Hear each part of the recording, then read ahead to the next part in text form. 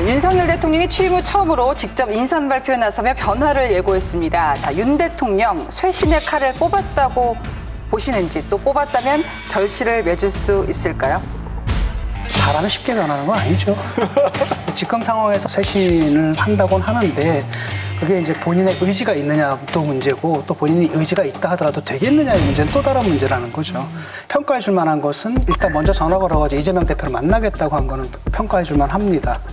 하지만은 다른 한편으로는 그 의제 그 조율이라든지 이게 결코 쉽지 않기 때문에 성사는 될 거라고 보거든요. 근데 과연 그게 얼마나 성과가 있을지는 잘 모르겠습니다. 그리고 두 번째로는 인선하는 것도 조금 달라진 모습을 보여준 게 정진석 이런 분들 좀 모셔오지 않았습니까?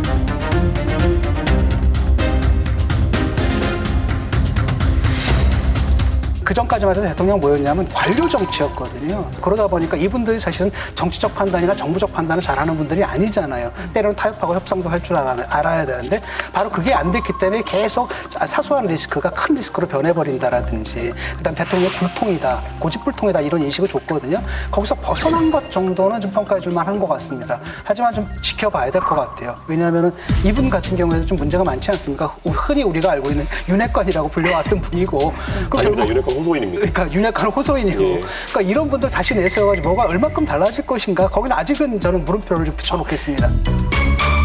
정진석 실장이 왜 호소인이에요?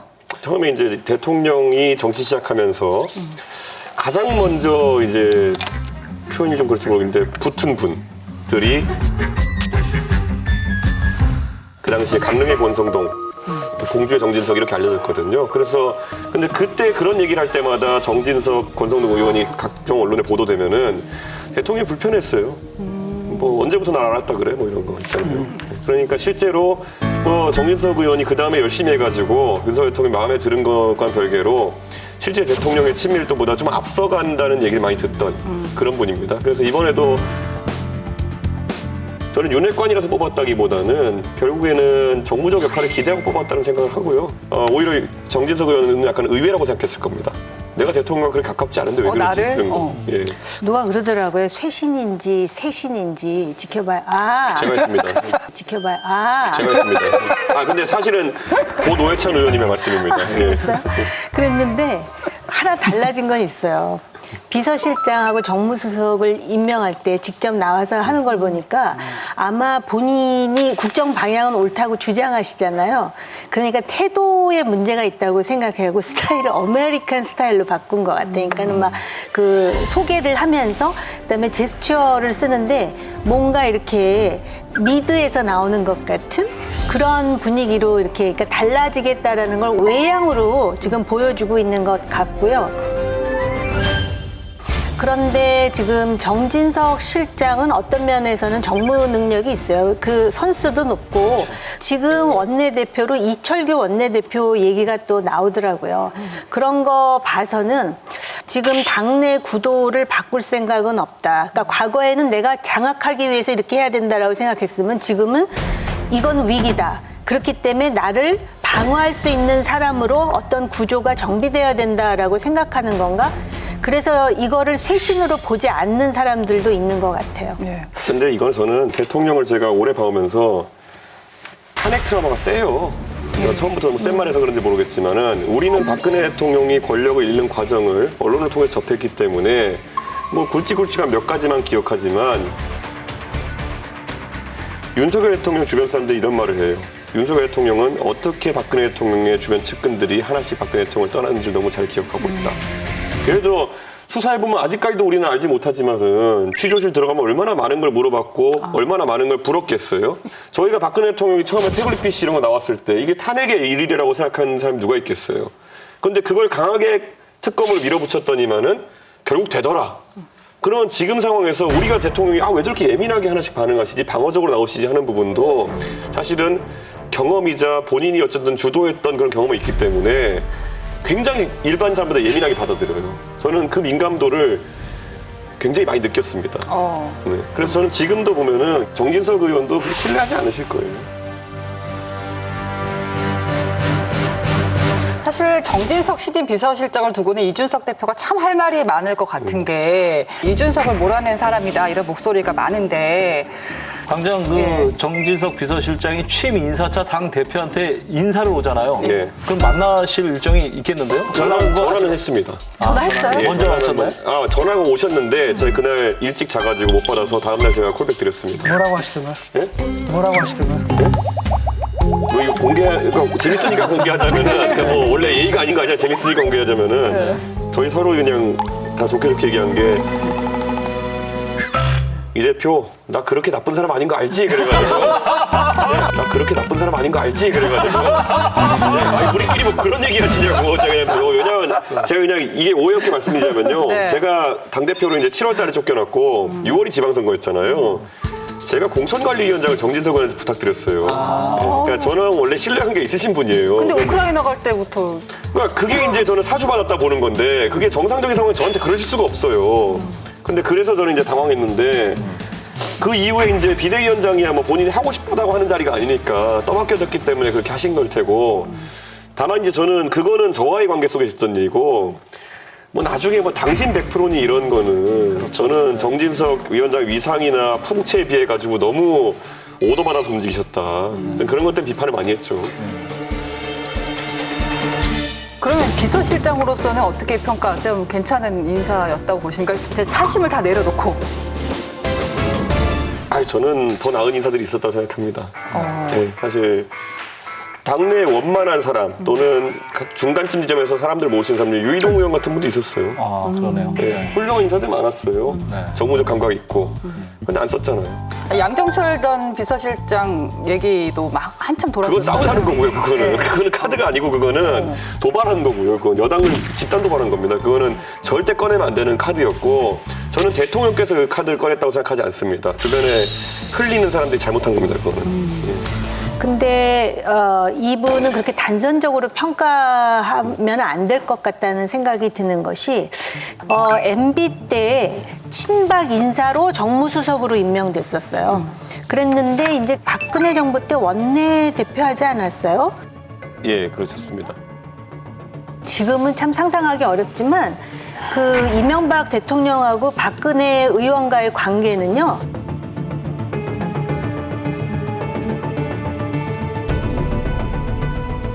지금 뭐 윤석열 대통령과 이재명 대표와의 관계를 거의 뭐 넘나드는 정도로 굉장히 차가운 관계였는데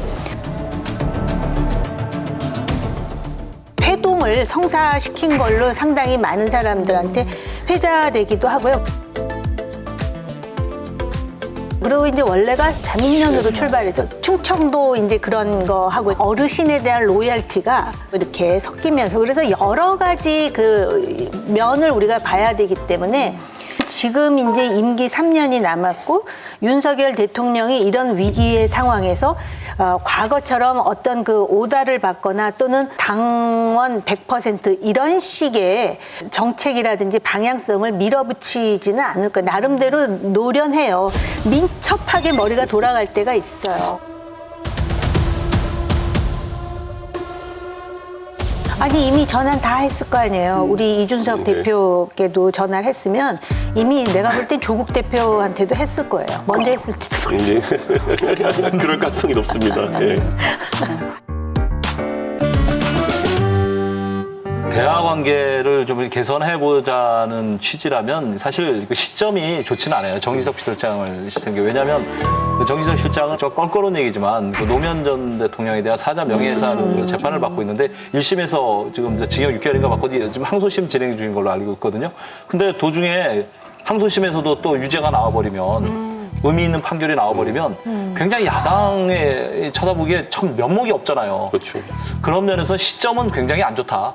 쓰더라도 그 이후에 판결 이후에 쓰는 게 좋았다. 이런 생각이 듭니다. 다른 한편으로는 근데 그렇다 그래가지고 이 인선이 그 야당의 그 격렬한 반발을 불러일으킬 정도는 아니거든요. 예를 들어가지고 뭐 안철수 국민의힘 의원 같은 경우에는 이제 환영하는 뜻을 밝혔고 또 박지원 더불어민주당 그 당선이죠. 그분도 지금 환영하는 뜻을 밝혔고 반면에 또 재밌는 건 뭐냐면 또 다른 국민의힘에서도 이제 김웅 의원 같은 경우에도 또 거기에 반대하는 뜻을 밝혔거든요.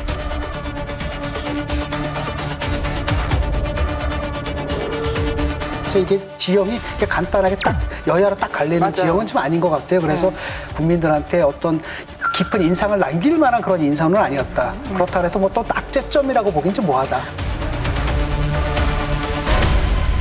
정진석 비서실장이 윤심이 당심이다라는 말을 하기도 했었는데 일단 비서실장이 되고 나서는 대통령한테 쓴 소리를 할 수 있다고 보십니까? 아, 절대 못합니다. 아, 절대 못합니다. 지금 뭐 대통령실에서 사실 그냥 자연적으로 흘러내오는 내용만 들어봐도 이게 직원할 수 있는 분위기가 아니고, 예. 저는 사실 선거 때도 많이 겪어봤거든요.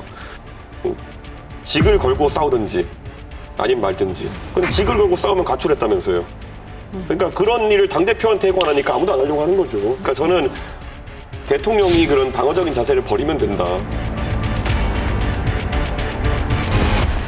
촉이 있죠. 정치를 오래 한 사람들은. 그렇기 때문에 처음 2년같이는 못 살 거예요. 본인도 정무적인 판단을 할 것 같고요. 그리고 본인이 볼 때도 지금 굉장히 어려운 시점에서 비서실장으로 들어갔고 지난 2년의 비대위원장이라든지 그렇게 해서는 안 된다라는 거는 정진석 실장 정도면 벌써 간파하고 있을 거고요. 대통령이 하라고 명령한 데서 오더 받고 하는 식의 관료적 행태는 아닐 거라고 봐요. 저는 이런 생각하는 게 저도 그러니까 당대표가 될 때 정치 10년 경험한 상황이었는데 상식선에선 이러겠지 하는 선을 다 뛰어넘어서 하신 거예요, 대통령이. 그러니까 지금도 그거를 너무 간과하시는 것 같은데 막 그냥 비난하기 위해서 하는 얘기가 아니라 상식을 바탕으로 평론하면 항상 틀리더라고요. 그 기억나세요? 대선할 때 우리 이준석 대표를 만나기 위해서 직접 울산인가? 네. 어디로 내려가기도 하고 막 당대표 탄핵시킨다 그래서 탄핵 분위기로 있는 줄 알았더니 갑자기 대선 후보가 당대표를 막 끌어안고 그게 뭐냐면은 본인도 위기라고 느끼면 자기가 제일 하기 싫은 걸 하는 것 같다라는 느낌이 들어요. 대선 때니까 그랬죠, 그때는. 아니 근데 지금 2년 됐는데 벌써 탄핵 얘기가 나오고 본인도 심각하니까는 이재명 대표에게 전화해서 밥도 먹고 차도 마시자고 일단 한 거잖아요. 그런 정도의 변화는 할 거라는 거죠. 일단은 대통령 자신이 변하지 않으면 그 모든 것들이 그 누구를 네. 앉혀도 아무런 의미가 없다는 거예요. 그나마 그래도 제동장치가 있는 건 뭐냐면 의지와 능력은 다른 거거든요. 하고 싶어도 이제는 그럴 수 없는 상황들이 있다는 거죠. 그게 사실 안전판이라고 얘기할 수가 있는 거죠.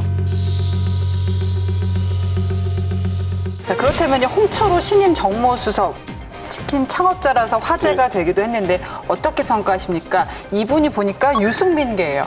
예, 유승민계 인사를 등용한 건데 제가 당대표 할 때 제 전략부총장이었습니다. 네. 그렇기 때문에 때로는 또 이준석계로도 분류되고. 근데 홍철호 의원님은 그걸 초월해가지고 두루 친하기 때문에 개파가 의미 없는 분이다. 그렇습니다. 그 홍철호 수석은 제가 알기로는 그 나경원 그 전 대표가 이번에 정무수에 추천한 걸로 알아요. 그러니까 어쨌거나 뭐 개파를 걸 떠나서 대통령하고는 제가 알기로는 홍철호 정무수석하고는 일면식도 없는 걸로 알고 있습니다. 그런 거를 받아들인 걸로 봐서는 뭔가를 좀 해보겠다. 여야 관계를 두루 한번 해보겠다. 그런 의지로 보이네요. 이분의 인선에 대해서는 지금까지는 뭐 그 부정적인 얘기는 안 나오고 있거든요. 대체적으로 다 긍정적인 반응인 것 같아요. 아니 제가 홍철호 수석님한테 제가 얻어먹은 치킨이 몇 개인데. 치킨 많이 쏘셨나요? 저희가 바른정당을 같이 했기 때문에요. 그때 저희가 뭐 당직자들이 이렇게 회식하면 GN그룹의 치킨으로 격려해 주시고 당직자들한테 인기가 좋았습니다. 그 당시에 그 소녀시대 마케팅을 했기 때문에 그게 가장 인상적이어서 처음으로 걸그룹을 그 박스에 쓸 정도로 마케팅 감각이 있으신 분입니다. 근데 가까우신데 이번에는 따로 이렇게 통화는 못했습니까? 아, 전화 오셨죠, 당연히. 아, 뭐라고 정진석 실장보다 먼저 오셨죠. 먼저. 예. 저희는 그냥 축하해드리고 끝났어요, 그냥. 담백하신 분인가 봐요. 굽는 치킨처럼. 치킨이 담백해 왜냐면 튀기질 않거든. 아, 사실이야. 이게 그걸로 유명한 거예요. 당 대표에 많은 분들이 거론되고 있는데 지금으로서는 이제 나경원 대표를 이길 호적수가 없어요. 만약에 나경원 대표하고 견준다면 한동훈 전 비대위원장밖에 없죠. 근데 한동훈 비대위원장이 지금 나올 수 있겠습니까? 안 나오는 게 아니라 못 나오거든요. 그런 상황에서 지금 원내대표는 지금 이철규 의원이 좀 맹렬하게 지금 뛰고 있는 거 아닙니까? 그렇게 되면 본인이 그렇게 얘기 안 해도 이철규는 윤심이다라는 게 이미 당원들 사이에 다 알려져 있는데 결과는 너무 뻔한 거 아니에요? 예. 지금 이 과정에 놀랍게도 원희룡 장관이 언급이 안 됐습니다. 원희룡 장관 그때 상가집에서 한번 뵙고 그냥 되는 데 나가시라. 서귀포는 된다. 그런데 안 나가시고 그냥 좀 용기 있게 나서셨는데 이번에 당선되셨으면 당연히 전당대회 출마 고민하셨을 텐데 좀 안타깝네요. 원희룡 장관 입장에서는 험지 나가서 사실은 자기를 태워버렸는데 대통령 비서실장도 언급됐다가 기용이 안 되고 그러니까 의문의 일패 아닙니까? 아니 저는 태웠으니까 없는 거지. 아니 저한테는 이탈리아 대사라 그랬다니까요. 당대표가. 이탈리아 대사요? 뭘 제안해서 더 화나게 만드는 제안을 많이 해요. 아니 저는 진짜 양심 걸고 원하는 게 대표하고 싶어가지고 그거 했지 한 번도 뭐 협상한 적이 없어요. 진짜요? 근데 대뜸 와가지고 이탈리아 대사라는 식으로 얘기해. 나도 가겠다 이탈리아.